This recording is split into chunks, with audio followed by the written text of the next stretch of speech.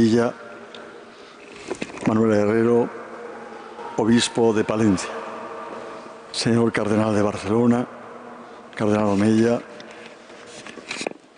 señor nuncio de su santidad en España, arzobispos, obispos, superior general de los agustinos, padre Alejandro, provincial de España, padre Domingo, hermanos sacerdotes, religiosos de la Orden de San Agustín, miembros de la vida consagrada. Deseo tener un recuerdo especial hacia el cardenal Mario Grech, secretario general del Sínodo de los Obispos, que hubiera querido estar aquí entre nosotros presidiendo esta ordenación episcopal. Querida familia de Monseñor Luis Marín de San Martín, queridos hermanos y hermanas, querido Luis, el Santo Padre Francisco, el Papa Francisco, te nombró el pasado 6 de febrero obispo titular de Suliana y subsecretario del Sínodo de Obispos. Agradezco al Señor que te ordenes obispo en esta iglesia particular de Madrid, a la que de diversos modos has sido vinculado tu vida.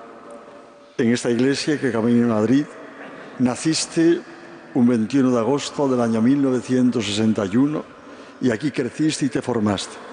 Estudiaste en el colegio de San Agustín de esta ciudad y allí conociste a la Orden de San Agustín a la que perteneces. El Señor te llamó a ser sacerdote y miembro de esta orden. Emitiste los votos solemnes en 1985 y en el 88 fuiste ordenado sacerdote. En esta iglesia diocesana trabajaste entre los años 1988 y 1990 en diversos servicios que los obispos de aquí de Madrid pidieron a la Orden de San Agustín. Fuiste destinado a varias parroquias, como a San Agustín. Entre los años 391 y 395 te llegó una etapa también de grandes sorpresas. A él le llegó.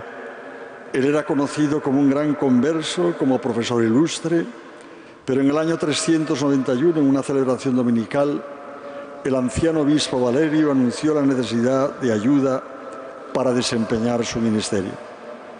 Los fieles de común acuerdo convencieron a Agustín para ser ordenado sacerdote. Él tenía otros proyectos, como establecerse en su monasterio de Tagaste, pero recordó las palabras del apóstol San Pablo y aceptó lo que se le pedía. No vivas para ti mismo, sino para aquel que murió por todos. Como nos dice el apóstol Pablo, a ti, el Papa Francisco te ha llamado para que seas obispo y asumas la tarea de ser subsecretario del Sínodo de Obispos. Viene bien recordar aquí las palabras de San Agustín en uno de sus sermones. Yo hice todo lo posible por asegurar mi salvación en una posición humilde, para no incurrir en el grave riesgo de una más elevada. Pero como ya os dije, el siervo no debe oponerse a su Señor.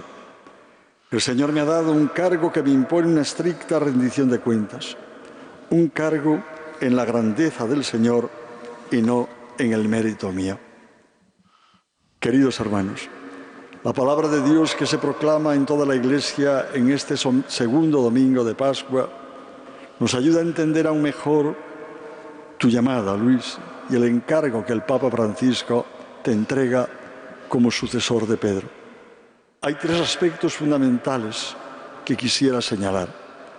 El Señor te invita a realizar un camino como obispo y con el pueblo. El Señor te manda que repares su casa y el Señor te propone una acción, la sinodalidad en la Iglesia. En primer lugar, hagamos el camino. El Señor hoy te pide comenzar un camino como obispo con el pueblo real, pueblo de Dios. Nos ha dicho la primera lectura, el grupo de creyentes tenía un solo corazón y una sola alma. Querido Luis, serás obispo junto al pueblo de Dios, un pueblo que está en camino, que se pone en camino siempre para dar la buena noticia, pues este es el mandato del Señor. Es un pueblo al que Dios no abandona, y no hay identidad plena del ser humano sin esta pertenencia a la que hemos de invitar los que formamos parte del mismo. Que bien viene escuchar estas palabras del libro de los Hechos de los Apóstoles. Los hermanos, constantes en escuchar la enseñanza de los apóstoles, en la vida común, en la fracción del pan y en las oraciones, vivían unidos y lo tenían todo en común. Repartían según la necesidad de cada uno. Hay que vivir la primacía de la caridad. Y este no es un sueño, queridos hermanos. No. Unidos y convocados a la oración, a celebrar la Eucaristía, a alabar viviendo en la alegría de la resurrección, compartiendo lo que somos y tenemos según las necesidades de cada uno, esto fue lo que retomó el Concilio Vaticano II en la Constitución Lumen Gentium, la primacía de la caridad. Es así como se ha de reflejar la catolicidad y así hemos de recuperar para la Iglesia la noción de comunio, de la unidad en la diversidad de las iglesias particulares. De ahí que el obispo y pueblo están unidos, son inseparables esta unión. Es urgente recordar que orar por el pastor no es algo anecdótico, es esencial. Como también lo es recordar que el sacerdocio común de todos los bautizados ha de estar en el centro de nuestro modo de vivir la Iglesia. Qué belleza adquiere la Iglesia cuando nos sentimos todos parte del pueblo santo de Dios. Para ello el Señor nos da 3 tareas, como hemos escuchado en la primera lectura. Escuchar con constancia la enseñanza de los apóstoles, vivir con intensidad la vida común y celebrar la Eucaristía alimentándonos del mismo Señor y firmes siempre en la oración. En estas tareas ha de estar el obispo con el pueblo, con el rostro que éste tenga.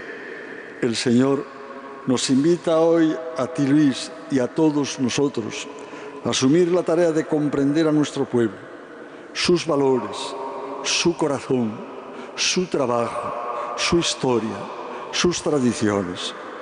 Hagamos camino. En segundo lugar, trabajemos reparando. El Señor te manda que repare su casa. Conocemos que amamos a los hijos de Dios. Nos ha dicho la segunda lectura que hemos proclamado, si amamos a Dios y cumplimos sus mandamientos. Querido Monseñor Ruiz, el Papa Francisco ha puesto en el centro de su ministerio la apasionada unión que hemos de tener y vivir con Jesucristo. Una unión que lleva, además, al amor a los más pobres, a los últimos de la sociedad. Es imposible asumir la tarea de reparar sin este encuentro con el Señor, lo cual supone hacer propia la espiritualidad del samaritano, que, como muy bien explicaba el Papa San Pablo VI, produce esta espiritualidad, una oleada de simpatía amorosa hacia el mundo. El Papa te entrega una misión como obispo y recuerda que él mismo, cuando asumió su misión como obispo de Roma, recurrió a las palabras de Jesús a Pedro sobre el amor. Deja al Señor que te las diga a ti hoy y a todos nosotros, queridos hermanos. ¿Me amas? ¿Me quieres? Apacienta mis corderos, apacienta mis ovejas. Como subrayaba San Agustín, que nos conozcamos como el Señor nos conoce y que queramos lo que Él quiere. Además, el Santo Padre te ha dado la misión de ser subsecretario del Sínodo de los Obispos y trabajar junto al Cardenal Grech. Como señaló el Concilio Vaticano II, la Iglesia siempre encuentra caminos nuevos para acercarse a todos los hombres y para hacerles descubrir la respuesta a la pregunta del apóstol San Juan. ¿Quién es el que vence al mundo? Sino el que cree que Jesús es el Hijo de Dios.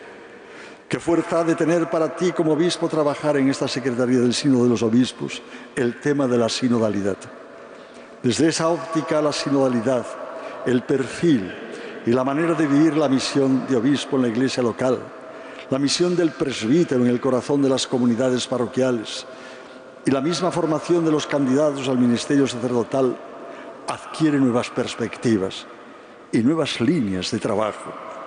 El Papa Francisco nos dice que la sinodalidad lleva a la Iglesia unida a crecer en armonía con el servicio del primado. La sinodalidad es el marco interpretativo más adecuado, decía el Papa, para comprender el ejercicio del ministerio jerárquico en todos los niveles de la vida eclesial. Debemos caminar juntos, laicos, pastores y Papa. Y esto tiene que predicar la Iglesia. El Papa Francisco, después de imponer los palios a varios obispos del mundo, en junio del año 2013, habló al hilo del lema confirmar en la fe, en el amor y en la unidad. Entre otras cosas dijo que confirmar en la fe es un servicio del sucesor de Pedro y está fundado en la confesión de fe en Jesucristo, y que confirmar en el amor es esa misión de haber sido llamado a dejarse consumir por el Evangelio al servicio del santo pueblo fiel de Dios. Y el palio es signo de la comunión de la Iglesia, una comunión que no significa uniformidad. Debemos andar por la vía de la sinodalidad, nos decía el Santo Padre en la exhortación apostólica Evangelii Gaudium. Avanzar, andar por la vía de la sinodalidad, crecer en armonía con el servicio del primado. Debemos permanecer unidos en la diferencia. Este es el espíritu católico, el espíritu cristiano, unirnos en las diferencias. Es necesario que asumamos en nuestra vida y visión que la visibilidad y la sacramentalidad de la Iglesia pertenece a todo el pueblo santo de Dios. Qué belleza tienen las palabras del Papa Francisco cuando nos dice que el santo pueblo fiel de Dios es aquel al que como pastores estamos continuamente invitados a mirar, proteger, acompañar, sostener y servir. Y en tercer lugar, realicemos una terapia. Acojamos la sinodalidad. El Señor nos propone una línea de acción a los discípulos. Lo hemos escuchado en el Evangelio que hemos proclamado. Paz a vosotros. Como el Padre me ha enviado, os envío yo. La sinodalidad es un concepto lleno de significado en el lenguaje teológico que el Papa ha convertido en santo y seña de la reforma eclesial y misionera de la Iglesia. La Comisión Teológica Internacional en el año 2018 nos daba a conocer un documento extraordinario, la sinodalidad en la vida y en la misión de la Iglesia. La Iglesia es constitutivamente sinodal. Hay que caminar juntos. El camino sinodal comienza escuchando al pueblo y prosigue escuchando a los pastores y culmina escuchando al obispo de Roma. Una iglesia en salida es una iglesia sinodal. El 17 de octubre del año 2015, con ocasión del 50º aniversario de la institución del Sínodo de Obispos por el Papa Pablo VI, San Pablo VI, el Papa Francisco nos dijo: el camino de la sinodalidad es el camino que Dios espera de la Iglesia en el tercer milenio. Para entrar en este camino es necesario un encuentro radical con Jesucristo. El Papa Benedicto XVI nos recordó que no se comienza a ser cristiano por una decisión ética o una gran idea, sino por el encuentro con un acontecimiento, con una persona que da un nuevo horizonte a la vida y con ello una nueva orientación o una orientación decisiva. Caminemos juntos para encontrarnos con Jesucristo y entreguemos a Jesucristo. Es lo que el Señor nos ha dicho hoy en el Evangelio. Acojamos la paz del Señor. El Señor nos ha dicho, acercándose a nosotros, paz a vosotros. Estas son las primeras palabras de Jesús resucitado a sus discípulos y también a nosotros para hacer un camino sinodal. Estamos necesitados de abrirnos a esa paz que el Señor resucitado nos ofrece en un mundo en el que hay múltiples conflictos y tremendas violencias. Sin esta paz estamos de noche, tenemos oscuridad. Al anochecer de aquel día, nos ha dicho el Evangelio, estaban los discípulos en una casa con las puertas cerradas por miedo. El miedo inunda a los seguidores de Jesús. ¡Qué desilusión sentían! El miedo les hizo cerrar las puertas, atrancar puertas. El miedo cierra al resucitado, que es el que ofrece siempre vida. El miedo nos cierra a una verdadera transformación y nos hace buscar sistemas defensivos, no unitivos, no sinodales. Acojamos también su presencia en medio de nosotros, como nos decía el Evangelio. Y en esto entró Jesús y se puso en medio. Se puso en medio de la comunidad. Toda la comunidad se hace en referencia a Jesús. La noche se convierte en día por la presencia de Jesús, porque Jesús libera del miedo y de la angustia. Ante su presencia, los desencantados recuperan la esperanza. De ahí la urgencia de salir juntos para dar esperanza a todos los hombres. Nos dice el Señor, paz a vosotros, que es como si nos dijese hoy, deja tus miedos, deja de dar vueltas a tus debilidades, deja tus tristezas, mantén viva la certeza de que Jesús está en tu presencia. Les enseñó las manos que representan la actividad liberadora de Jesús y el costado abierto, que es símbolo del amor sin límites. Y ellos, nos ha dicho el Evangelio, que se llenaron de alegría al ver al Señor siempre. Siempre nos tenemos que preguntar, ¿dónde está la alegría del Evangelio que llena la vida y el corazón de los que se encuentran con Él? ¿Qué me queda a mí de esa alegría? Solo Él puede llenar nuestro corazón. Acojamos su misión y su envío. Nos lo ha dicho el Señor. Como el Padre me ha enviado, así os envío yo. La misión es la tarea urgente de todo discípulo de Cristo. Salir, caminar. Estamos llamados a ser presencia de Jesús en el mundo y a liberar a todos los que encontremos por el camino de las barreras del miedo y de todas las barreras del desamor. Y para ello no nos deja solos. Nos lo ha dicho el Señor. Exhaló su aliento sobre ellos. Recibid el Espíritu Santo. Nos da la fuerza de la vida. Nos impulsa a salir a anunciar la vida, el perdón, la paz para el mundo. Esta es la misión que el Señor te regala. Resolvamos todos con señales evidentes. ¿Os habéis dado cuenta, queridos hermanos? Hay un caso difícil y problemático en el Evangelio que acabamos de proclamar. Es el caso de Tomás, que andaba frustrado y se había apartado de la comunidad. Había puesto en marcha un mecanismo de huida, de evasión ante la frustración. Cuando vuelve al grupo y le dicen, hemos visto al Señor, la respuesta de quien se había encerrado en un funcionamiento puramente racionalista se resistía a confiar.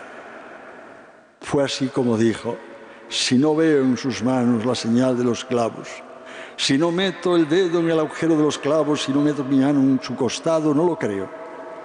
Con Tomás, Jesús, queridos hermanos, como con nosotros, hace una terapia de choque. Aquí tienes mis manos. Trae tu mano. Métela también en mi costado. Así superó todas sus dudas y sus actitudes pragmáticas y racionalistas. Y balbuceó de rodillas Tomás, Señor mío y Dios mío. Es lo que quisiéramos balbucear nosotros y hacer posible que balbuceen todos los hombres en el encuentro con Jesucristo que anuncia la Iglesia. Queridos hermanos, Jesús, el mismo que se apareció a los discípulos, se va a hacer presente aquí en el misterio de la Eucaristía. Lo acogemos con alegría y le pedimos que vuelque su gracia y su amor en Monseñor Luis Marín, que su ministerio sea fecundo, que se hagan realidad en su vida los mismos deseos de San Agustín cuando él decía así, oh Dios, te he buscado con todo mi corazón, con toda la energía que tú me has dado y he deseado entender todo lo que creo. Oh Señor, mi Dios, mi única esperanza, escúchame. No permitas que mis afanes sean obstáculo a mi deseo de buscarte y seguir buscando siempre tu rostro. Tú me hiciste para que te encontrara y me diste ánimo para buscarte. Mi fuerza y mi debilidad están en tus manos. Preserva mi fuerza y ayuda a mi debilidad. Donde tú has abierto una puerta, déjame entrar. Donde esté cerrada, abre cuando yo llame. Ayúdame a progresar recordando de siempre, conociéndote y amándote, hasta que me transformes según tu voluntad. Amén.